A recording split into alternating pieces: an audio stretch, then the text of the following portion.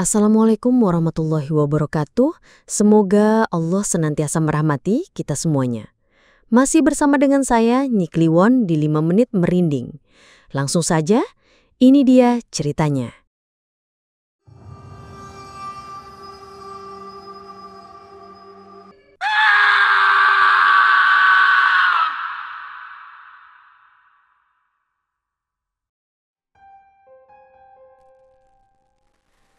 Jalanan aspal yang baru saja diguyur hujan menyisakan genangan, memantulkan temaram lampu jalan yang tampak enggan menerangi. Udara dingin menusuk tulang, menusup sela-sela jaket tipis Raka yang baru saja mengantar Arini pulang. Senyum gadis itu masih terbayang, menghangatkan hatinya yang kini harus menempuh perjalanan pulang dalam kesunyian. Tiba-tiba, bayangan gelap melompat dari balik gerumbul semak. 4 sosok jangkung dengan seringai kejam menghadangnya. "Heh, cah cilik, wani-wanine kowe nyedaki anak ewang sugih," bentak salah seorang. Suaranya kasar memecah keheningan malam.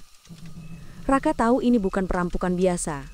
Tatapan beringas mereka penuh ancaman yang disengaja. Pukulan pertama menghantam ulu hatinya. Disusul tendangan brutal yang membuat tubuhnya limbung. Darah segar tiba-tiba membanjiri sudut bibirnya. Di tengah kesakitan yang mencengkeram, ia hanya bisa memanggil satu nama, Arini. Nafasnya tersengal, pandangannya mengabur. Rasa perih yang tak tertahankan menjalar ke seluruh tubuh. Kemudian semuanya gelap. Para preman itu yang semula berniat memberi pelajaran, tiba-tiba panik menyadari kebrutalan mereka telah melewati batas. Mereka kabur tunggang langgang, meninggalkan jasad Raka tergeletak dingin di atas aspal basah, perlahan menyatu dengan genangan darahnya sendiri. Cinta Raka dan Arini bersemi di tempat yang tak terduga. Pasar tradisional yang ramai, tempat Raka membantu Pak Wirya, ayahnya, berdagang sayuran. Arini, putri sematawayang Bapak Haryo, seorang pengusaha properti terkemuka di kota itu, tak jarang mampir membeli sayur bersama Bu Siti, pembantu di rumahnya. Senyum manis Raka saat melayaninya, tutur kata yang sopan, dan sorot mata hangat itu, entah mengapa, berhasil menawan hati Arini. Mereka mulai menjalin hubungan diam-diam, bertemu di sudut-sudut kota yang sepi, menikmati es krim di taman, atau sekedar berbagi cerita di bawah pohon rindang. Setiap sentuhan tangan, setiap tawa yang berbagi, seolah menabur janji masa depan yang indah di hati keduanya. "Aku bakal nyambut gawe tenanan Arini, ben awake dewe iso urip bebarengan, ora peduli bapakmu ngomong opo." Raka pernah berbisik, matanya penuh keyakinan. Arini membalas dengan senyuman tulus. "Aku percaya karo awakmu, Mas." Namun, kebahagiaan itu tak bertahan lama. Pak Haryo, dengan kekayaan melimpah dan pengaruh yang kuat, adalah sosok yang keras, ambisius, dan memiliki gengsi setinggi langit. Baginya, status sosial adalah segalanya. Suatu sore, Bu Siti secara tak sengaja mempergoki Arini berbicara mesra dengan Raka di depan gerbang rumah. Kabar itu langsung sampai ke telinga Pak Haryo. Malam itu, meja makan terasa lebih dingin dari biasanya. Suara dentingan sendok di piring porselen yang mahal seolah menjadi satu-satunya bunyi yang terdengar. Tiba-tiba, Pak Haryo meletakkan sendoknya, menatap Arini dengan tajam. "Dadi, kowe isih pacaran karo bocah melarat kuwi?" Suaranya datar namun penuh ancaman. Arini tergagap. "Kulo tresno kalian piyambakipun, Pak." "Tresno?" Pak Haryo tertawa sinis, membuat Arini menciut. "Aku ora gelem anakku nikah karo wong melarat. Kowe ngerti masa depanmu luwih cerah saka kowe, Arini. Ojo ngregedi jenengku karo wong asor." Arini hanya bisa menunduk. Air mata mulai menggenang di pelupuk matanya. Meski ayahnya melarang, di lubuk hatinya Arini tetap bersikeras. Ia mencintai Raka dan tak ada yang bisa mengubahnya. Keesokan paginya, kabar mengerikan menyebar dengan cepat di sudut-sudut desa. Seorang warga yang hendak pergi ke pasar, tiba-tiba menemukan sesosok tubuh tergeletak di jalan sepi. jasad Raka. Wajahnya lebam, bibirnya pecah, dan luka-luka memar menghiasi sekujur tubuhnya. Polisi segera datang ke lokasi, melakukan olah TKP, namun tak ada saksi mata yang bisa memberikan keterangan berarti. Berita kematian Raka sampai ke telinga Pak Haryo, melalui salah satu anak buahnya. Pria itu tersenyum tipis, merasa masalahnya telah tuntas. Namun, ia tak ingin Arini tahu. Dengan sigap, ia menyuap beberapa petugas dan orang-orang berpengaruh di desa agar berita kematian Raka tidak sampai ke telinga putrinya. Pak Haryo beralasan Raka hanya pergi merantau dan tak akan kembali. Pemakaman Raka berlangsung sederhana, diiringi isak tangis pilu dari sanak keluarga dan tetangga dekat. Pak Wirya, ayah Raka, terlihat sangat terpukul. Wajahnya yang keriput basah oleh air mata. Matanya sembab dan bahunya bergetar tak henti. Ia tak henti-hentinya memandangi bundukan tanah merah yang kini menjadi peristirahatan terakhir putra sematawayangnya. Malam harinya, setelah semua pelayat pulang dan kegelapan menyelimuti pemakaman, Pak Wirya kembali. Ia duduk bersimpuh di depan makam Raka, memeluk batu nisan yang masih basah. Le, kenapa kau lungo cepet banget? Isaknya, suaranya parau. Kemarahan dan rasa putus asa bercampur aduk di dalam hatinya. Tiba-tiba, sorot matanya yang sembab berubah menjadi nyalang. Tenang, Le. Dendamu bakal terbalaskan. Gumamnya, tekad yang gelap melintas di wajahnya. Beberapa hari setelah pemakaman, Pak Wirya tiba-tiba menghilang. Tidak ada yang tahu kemana perginya, kecuali niat gelap yang kini menuntun langkahnya. Ia pergi ke sebuah gunung yang letaknya jauh di pelosok, sebuah tempat yang dipercaya angker dan kerap digunakan orang mencari pesugihan atau ilmu hitam. Jalan setapak yang licin dan gelap ditempuhnya dengan langkah mantap, seolah tak ada rasa takut di hatinya. Di puncak gunung, di sebuah gubuk reyot yang nyaris tak terlihat, ia bertemu seorang dukun tua. Wajahnya keriput, rambutnya putih, dan matanya memancarkan aura misterius. "Opo sing kok golek ining kene, Le?" Suara dukun itu serak seperti desiran angin malam. Pak Wirya menceritakan segalanya, tentang Raka, tentang kematiannya, dan tentang keinginannya untuk membalaskan dendam. Dukun tua itu menghela napas panjang. "Kowe arep nguripke pocong gundul. Kuwi dudu urip, nangin kutukan. Jiwa sing bali bakal kebak dendam. Ora bakal ngerti sopo-sopo, senajan darah dagingmu dewe." Ia memperingatkan, namun hati Pak Wirya sudah terlanjur gelap. Dendam telah menguasai akal sehatnya. Ia memohon agar ritual itu tetap dilakukan. Dengan hati yang gelap, Pak Wirya tetap melanjutkan ritual. Malam itu, di bawah cahaya bulan purnama yang bulat sempurna, suasana di gubuk terasa mencekam. Dukun tua itu mulai merapalkan mantra-mantra kuno, asap kemenyan mengepul memenuhi ruangan. Tiba-tiba, Pak Wirya melihat jasad Raka yang sudah digali dan dibawa ke gubuk. Kain kafan Raka dibuka, memperlihatkan tubuh yang pucat dan mulai membiru. Darah kambing yang sudah disiapkan diteteskan ke atas jasad meresap perlahan. Mantra-mantra gaib bergema di udara, memenuhi setiap sudut gubuk. Tanah tiba-tiba bergetar. Angin kencang berhembus, menerbangkan dedaunan kering. Petir menyambar, diikuti guntur yang menggelegar. Lalu, di hadapan mata Pak Wirya yang terbelalak, jasad Raka bangkit.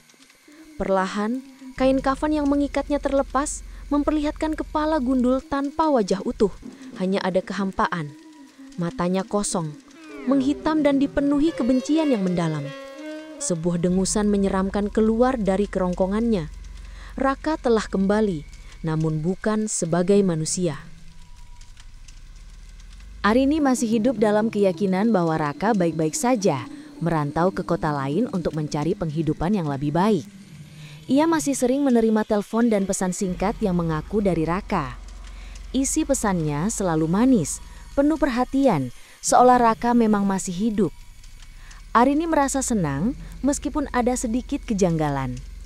Terkadang, suara Raka di telepon terdengar sedikit serak, dan pesannya seringkali menggunakan bahasa yang sedikit berbeda dari biasanya. Bahkan suatu malam, Raka menjemputnya di depan rumah.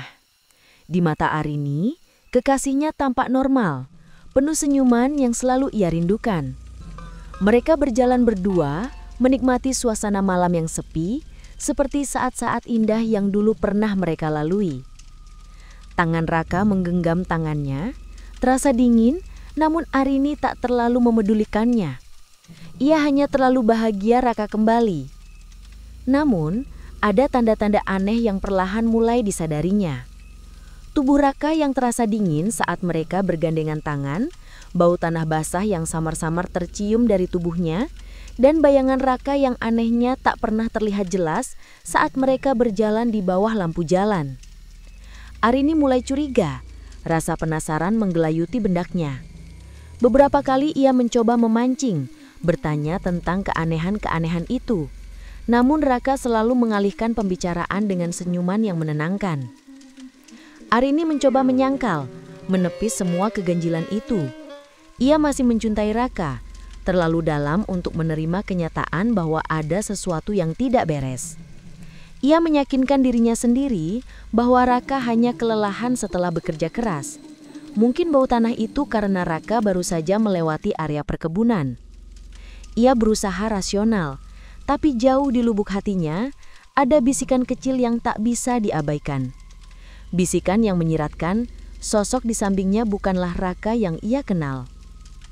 Teror dimulai. Kabar kematian yang mengerikan menyebar dari mulut ke mulut, menciptakan ketakutan di seluruh desa. Satu persatu preman yang dulu mengeroyok Raka ditemukan tewas mengenaskan. Yang pertama adalah Badra.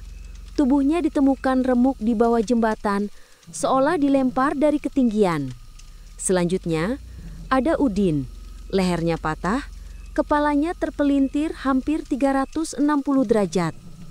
Lalu, Joni. Isi perutnya terburai keluar, wajahnya hancur tak berbentuk. Semuanya menunjukkan jejak kekerasan brutal di luar nalar manusia. Desas-desus tentang pocong gundul mulai menyebar seperti api. Warga desa gempar, ketakutan mencekam setiap malam. Beberapa orang mengaku melihat bayangan pocong gundul tanpa wajah utuh dengan mata kosong yang memancarkan kebencian.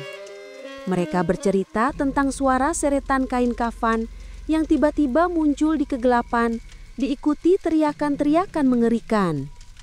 Pak Haryo yang semula merasa tenang, kini mulai ketakutan. Ia tahu persis siapa di balik semua itu. Ia tahu ini adalah akibat dari perbuatannya. Rasa bersalah dan panik memuncak di dalam dirinya. Ia mulai melihat bayangan di setiap sudut rumah, mendengar suara-suara aneh di malam hari. Tidurnya tak tenang, diiringi mimpi-mimpi buruk tentang Raka. Malam itu, saat ia sedang duduk termangu di ruang keluarga yang gelap, tiba-tiba ia mendengar suara pintu pagar terbuka. Jantungnya berdebar kencang. Ia mengintip dari jendela dan matanya terbelalak melihat sosok yang berdiri di halaman rumahnya. Tinggi, terbungkus kain putih yang kotor, dengan kepala gundul menghitam tanpa wajah dan mata kosong yang menatapnya penuh kebencian. Itu Raka, bukan lagi manusia, melainkan manifestasi dendam yang membara. Pak Haryo berteriak, suaranya tercekat di tenggorokan. Malam itu, Raka datang lagi menjemput Arini. Kali ini, ia tak lagi menyembunyikan identitasnya. Dengan langkah perlahan, sosok gundul itu memasuki ruang tamu, tempat Pak Haryo berdiri mematung. Wajahnya pucat pasi. Arini yang semula tersenyum menyambut, tiba-tiba membeku. Matanya melebar, napasnya tercekat di tenggorokan. Sosok di hadapannya bukanlah kekasihnya yang dulu. Ini adalah mimpi buruk yang menjadi kenyataan. Raka, bisiknya, suaranya bergetar. Sosok itu hanya menatapnya dengan mata kosong. Tak ada senyuman, tak ada kehangatan, hanya kebencian yang mendalam. Saat itulah Arini benar-benar sadar. Sosok yang selama ini menemaninya, sosok yang ia cintai, bukan lagi manusia. ini adalah jasad Raka yang kembali untuk menuntut balas. Tiba-tiba, lampu di seluruh rumah mati total, meninggalkan mereka dalam kegelapan yang pekat. Hanya cahaya bulan yang menembus celah jendela, menciptakan bayangan-bayangan menyeramkan. Suara seretan kain pocong tiba-tiba terdengar, mendekat, semakin dekat. Jantung Arini berdegup kencang, nafasnya memburu. "Pak!" teriaknya, mencoba meraih ayahnya yang sudah lunglai ketakutan. Pintu rumah berderit, seolah digedor dari luar. Lalu terdengar suara hantaman keras, diikuti jeritan demi jeritan yang memenuhi malam. Di tengah kegelapan, Arini bisa mendengar suara-suara aneh, seperti tulang yang remuk dan jeritan kesakitan yang tak terperi. Ia tidak tahu apa yang terjadi di luar sana atau siapa yang menjadi korban selanjutnya. Yang jelas, teror pocong gundul telah tiba di rumahnya. Pagi menjelang, namun suasana rumah Arini masih diselimuti ketakutan. Tidak ada suara, tidak ada pergerakan, hanya keheningan yang mencekam. Di bawah pohon besar di depan rumah, sesosok pocong gundul terakhir terlihat berdiri, kepalanya menunduk, seolah siap melanjutkan dendamnya. Arini dan ayahnya, nasib mereka masih menggantung, terperangkap dalam balutan dendam yang tak berujung. Bersama saya, Nyi Kliwon. Sampai jumpa di episode Mencekam selanjutnya. Jangan lupa subscribe, like, and share. Terima kasih. Wassalamualaikum warahmatullahi wabarakatuh.